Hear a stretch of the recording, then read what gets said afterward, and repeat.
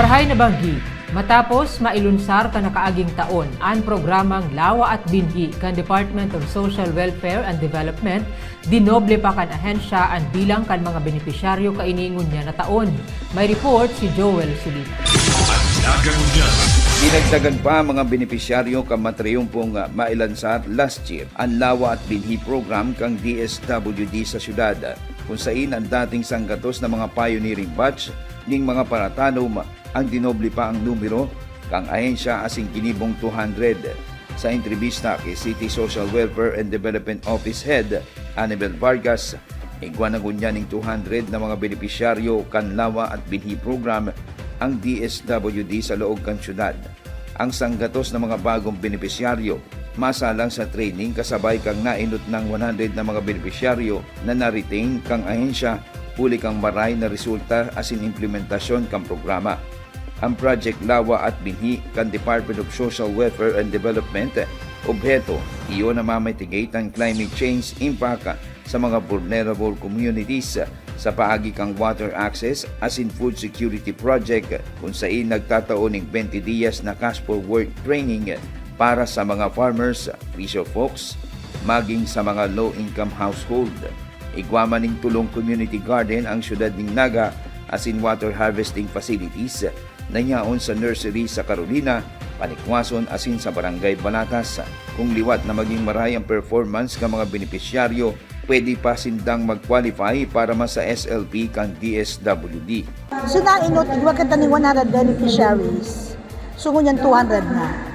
Pero itong inot na 100, qualified pa sinda sa part 2 kang Lawa at Binhi.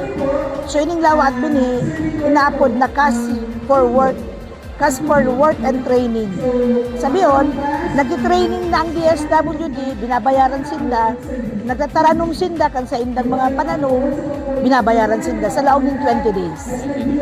Tapos, pag naining na magayon ang sa indang project, so pwede silang i-recommend sa Sustainable Livelihood Project ng DSWD. Si grupo manggiraray nila. Si grupo manggiraray nila. Aside from that, sa ita mga produkto na piga-harvest, sa ita pa to. Sa ita pang kita ka to. Babara ba nga? Sigun kay Mrs. Marita Bongpudin, sa mga nainot na farmer beneficiary kang Barangay Carolina, dakula ang pakinabang kang programang nasambit. Urog na nakakanood sinda sa training kung paano maging resilient sa epekto kang El Nino o maging kang La Nina sa paagi ng mga sustainable communal gardens, kung saan nagtatanom sinda ng mga climate resilient crops asin nagkukonstruera ng mga water harvesting facility sa tabang kang CDRMO, City Agriculture's Office asin kang BIFAR para man mapaurog asin manuudan ninda ang sustainable agriculture. Po ang iribahan mi po sa Raro.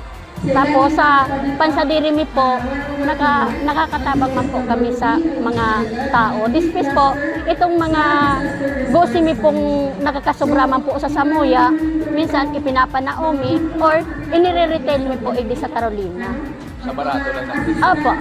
Kung ang tinanong po kaya minsan sa panahon patingan niya po, tag-init, ang iba pong tinanomi na down, pero po nakakabawi din po sa ibang po yan. Kasi nag-alternate kita ng klase. Iya po, ugwa po. Depende sa panahon. Iya po, ugwa pa pong may sideline pang ibang dapat pagkitaan. Bako lang po ito. Kasi kung sasarigan lang po, sasarok lang po ning alimbawa sa Lawa o may mga salpit man po girari kitang dapat pagtrabahohan na pwedeng isupply sa tuyas po. Tapos magkita pa. Opo.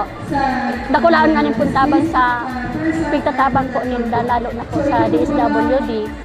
Para sa Annaga Ngunyan, Joel Sulita. Annaga Ngunyan.